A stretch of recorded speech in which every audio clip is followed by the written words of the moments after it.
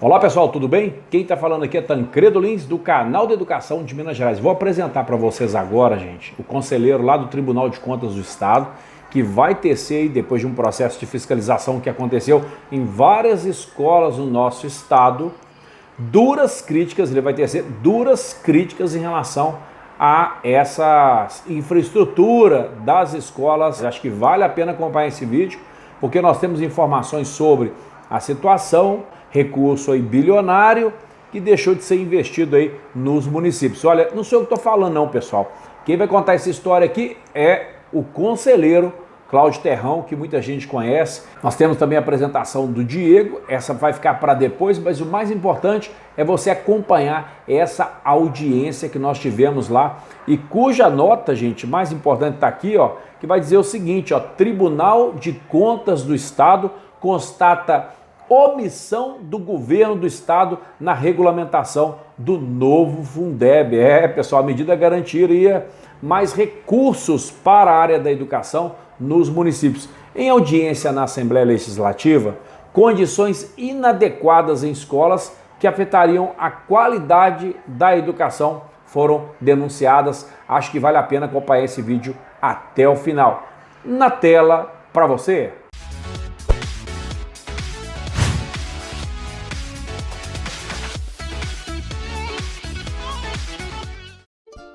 O que isso evidencia é prioridade alocativa. Em outras palavras, o governo optou por não investir em educação e investir em outras áreas.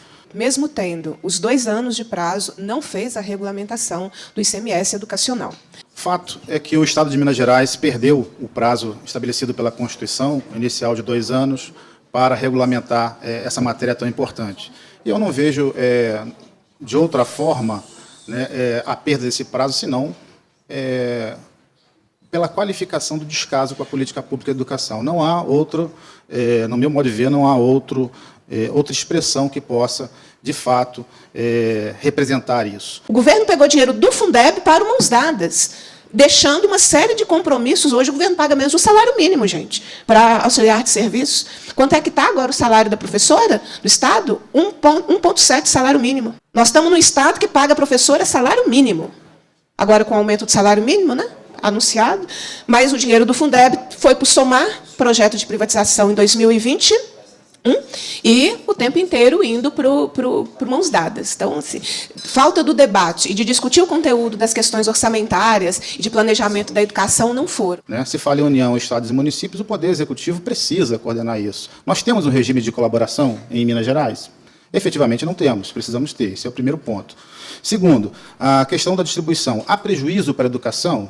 Há evidente prejuízo para a educação. Inclusive, vou mostrar daqui a pouco uma operação que nós fizemos, do Sistema Tribunal de Contas, em âmbito nacional, que vai demonstrar claramente isso, e apenas num dos elementos essenciais para que possamos ter uma educação de qualidade, que é a infraestrutura, a qualidade da infraestrutura das escolas. Mais à frente eu vou falar sobre isso também. Então, óbvio que há prejuízo para a educação. Essa prejuízo é para o Estado, é para o município, é para os prefeitos, é para o governador? Em princípio não, mas politicamente deve ser. São questões tão óbvias que nos dá até um certo desconforto em tê-las que apresentar aqui. Quanto aos números, já foram apresentados 1,7 bilhões de recursos que não foram repassados, em estimativa, que não serão repassados esse ano em relação ao VAR, ou VAR 2023, e, salvo engano, 1,1 bilhão, não é isso, de diferença em relação ao atual critério, que, com todo respeito, é péssimo. A Constituição estabelece uma política de colaboração entre a União, Estados e municípios, e essa política de colaboração, normalmente, ela é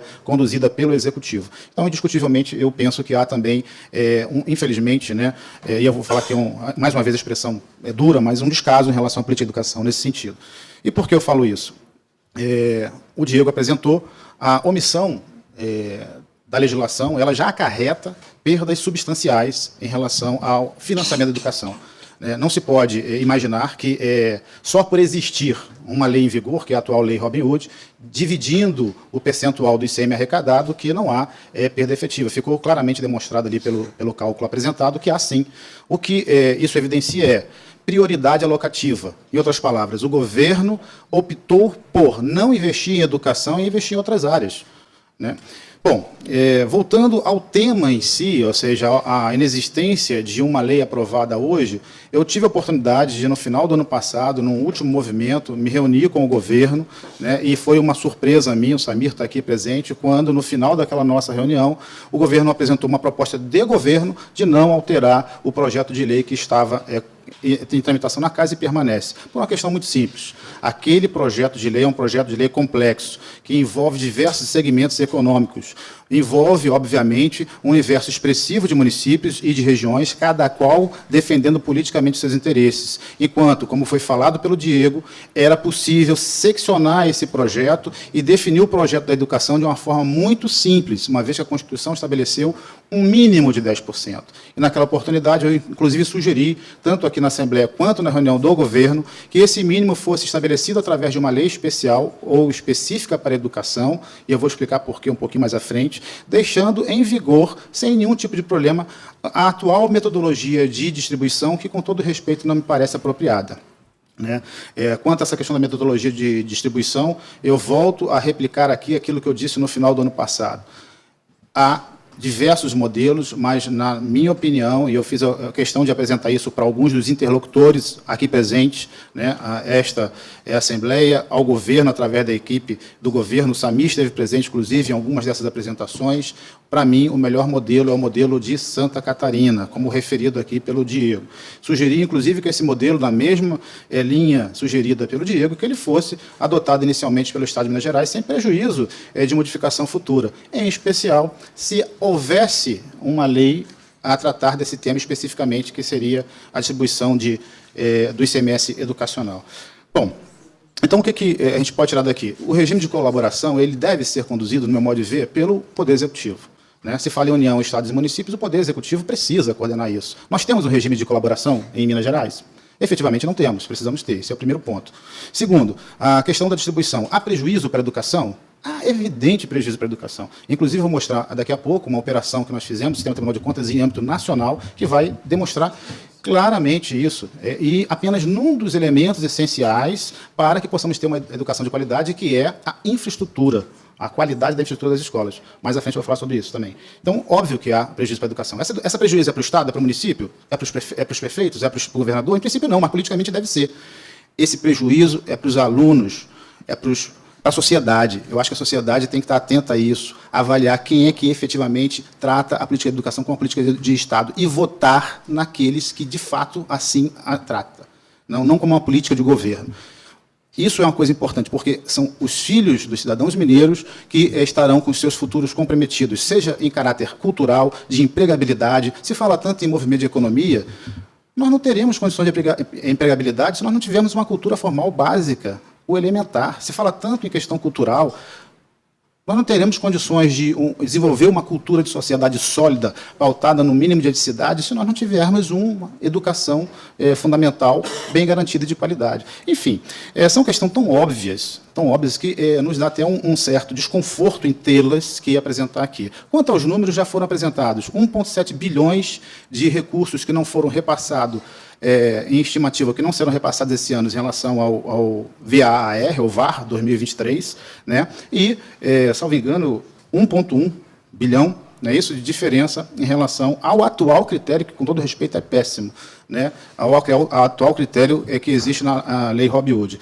Enfim, de forma objetiva, o que eu penso aqui? Mais uma vez, reitero, né?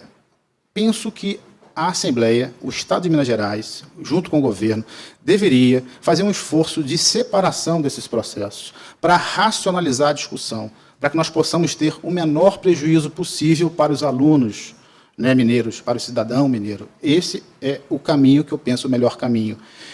E aqui eu peço todas as vezes ao governo, porque ficou claro, foi na reunião que eu estive, isso ficou muito claro para mim, foi uma decisão de governo, foi o que foi dito, foi uma decisão de governo. Não foi uma decisão do secretário de Educação, foi uma decisão de governo. Então, se é uma decisão de governo, tem que se acreditar ao líder do governo, que é o governador, o Romeu Zema. Bom, então, volto a aqui fazer um pedido, né, para a sociedade mineira, para que a Assembleia e o Executivo pensem na política de educação não como uma política naquele tradicional modelo smithiano, do nazista smithiano, de amigo e inimigo. mas pensar num processo político de Estado, de fomento para uma educação de qualidade. É esse o apelo que eu faço. Os números dessa fiscalização aqui, especificamente no Estado de Minas Gerais, nós conseguimos, em função da nossa capacidade material, laborativa, atingir 34 escolas em 20 municípios, um impacto de aproximadamente 22 mil alunos matriculados em 400 salas de aula. E algumas coisas irão nos impressionar mais à frente, mas no objeto fiscalizado, mais ou menos 20% das escolas estavam em área rural, né, e 12 auditores em campo de maneira simultânea e em uma sala de comando e controle operando em tempo real durante 3 dias no nosso Tribunal de Contas. Alguns problemas identificados. Mais ou menos 25% das escolas sem acessibilidade nas vias de circulação. 90% dos banheiros não estão adaptados. 80% das salas de aula com algum problema de adaptação. Isso sob um específico ponto de vista que é da acessibilidade. Eu estava conversando rapidamente aqui com a deputada Ione e ela me trouxe um problema pontual, mas também relacionado à acessibilidade dos alunos, que diz respeito àqueles que têm algum tipo de autismo ou algum grau de autismo. Mais ou menos 70% das escolas com a inadequação, veja, esse é um ponto importante, inadequações aparentes na entrada da escola. Não precisa ser um técnico para avaliar aquilo que os olhos nos evidenciam. Basta estar lá, basta ver. 25% dessas inadequações são ausência de identificação, por exemplo, escolar. Não se sabe nem que ali é uma escola. E 15% falta de controle de portaria. Aqui é um tema bastante relevante, né, porque nós estamos, infelizmente, numa quadra civilizatória extremamente complexa, né, em que se tem utilizado a tecnologia para o cometimento de crimes contra a comunidade escolar, né, e uma portaria é algo essencial para um controle de entrada e saída dos que devem ou devam participar do ambiente escolar, que é a comunidade escolar, estrito sensu, pelo menos durante o período de prestação laboral. Mais ou menos 60% das salas de aula com alguma inadequação, sendo as 3 mais recorrentes: vidros e janelas quebradas, iluminação inadequada, ventilação insuficiente. 75% dos banheiros com inadequações, sendo as mais comuns falta de papel higiênico, papel toalha e sabão. Gente, a escola precisa ser minimamente acolhedora. Nós sabemos que uma parte significativa dos nossos alunos são de uma condição socioeconômica inadequada à sua existência. Ele busca na escola um âmbito de acolhimento e, muitas vezes, aquilo que ele não tem em casa, ele busca na escola. Agora, veja, se uma escola não oferece papel higiênico para uma criança, como é que essa criança vai ao banheiro? Como é que ela vai fazer as suas necessidades básicas? É algo assim que, de alguma forma, intersecciona com os direitos humanos. Isso aí é uma coisa lamentável.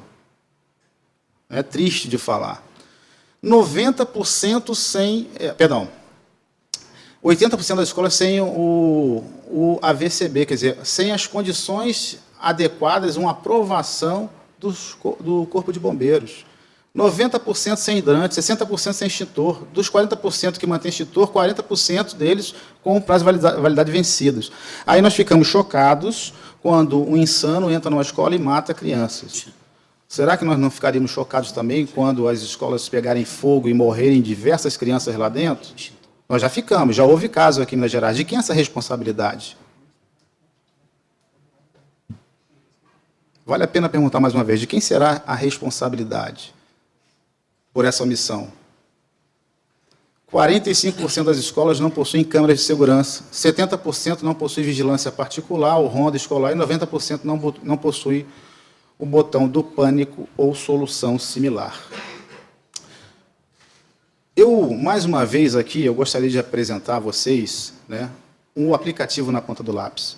Eu tive a oportunidade, numa reunião do GAEP, que é o Gabinete de Acompanhamento da Efetividade da Política de Educação de âmbito nacional, e lá, inclusive, discutir a possibilidade de nós integrarmos um aplicativo como esse, né, ao botão de pânico, a simplesmente uma integração simples com a Polícia Militar, de tal maneira que os professores, os diretores pudessem, numa situação de emergência, como já existem aplicativos assemelhados, clicar no botão e ali acionar automaticamente a Polícia Militar para uma intervenção de urgência. Esse aplicativo ele já está há 5 anos disponível aqui no âmbito do Estado de Minas Gerais, para o Estado e para todos os municípios, e ele trabalha exatamente na condição de instar o controle social, ou seja, toda a comunidade escolar, professores, diretores, né, pais de alunos, inclusive os próprios alunos, a fazer um quadro, uma análise através do aplicativo da situação da infraestrutura das escolas. Agora, se as escolas não têm infraestrutura adequada, como é que é possível, né, aos professores e aos alunos pensarem num processo de aprendizado de qualidade? Eu não vejo como. Mas, se houver como, ainda assim, essa parte significativa dos recursos que poderiam ser, já no ano de 2023, carreados para soluções desses problemas, porque comprar pelo menos um extintor não deve ser tão caro assim, né? Resolver problemas de água não deve ser tão caro assim, comprar papel higiênico não deve ser algo tão absurdo, mas se esses recursos, volto a dizer, não puderem ser investidos na infraestrutura porque ela não é tão relevante, e aqui eu chamo a atenção para a sociedade mineira, será que não é? Será que as escolas que os seus filhos, pais e mães, estão frequentando são, de fato, escolas acolhedoras que têm um perfil de escola? É possível você fazer essa comparação com, por exemplo, algumas escolas que são da iniciativa privada? Elas oferecem a mesma qualidade de infraestrutura? Mas, enfim, se não for necessário, se os pais e mães mineiros, os familiares, tios, avós desses alunos entenderem que não, né, ainda assim seria possível o deslocamento desses recursos para que aqueles, né, gestores abnegados que, apesar de tudo isso, quiserem produzir, né, gastando uma energia extremada, né, para produzir um serviço de qualidade de educação, ainda assim esses recursos serão necessários porque eles poderão ser carreados para a compra de materiais pedagógicos, entre outros. Por isso que, para mim, está também muito claro, com todo respeito, a omissão do governo do Estado no enfrentamento à política de Estado da educação. Porque, se quiser, ele pode separar. Com todo respeito à sua argumentação, ela é uma argumentação de ordem política e não jurídica. O que eu estou aqui defendendo é o ordenamento jurídico e a sua integralidade. O que o Estado de Minas Gerais está fazendo hoje é, por sua omissão, ferir o ordenamento jurídico constitucional. Agora, é importante esse debate porque isso vai ser avaliado também sob a perspectiva do controle, porque a política de educação do Estado não se avalia apenas em face da sua própria aplicação dos 25%. Isso é importante a gente avaliar. É importante o Tribunal de Contas estar aqui, porque é um dado, né, que eu levarei para o tribunal para que a gente possa se preocupar, porque isso vai impactar no âmbito do território estadual, não do Estado em si, como pessoa jurídica, enquanto governo do momento, mas em relação à sociedade mineira.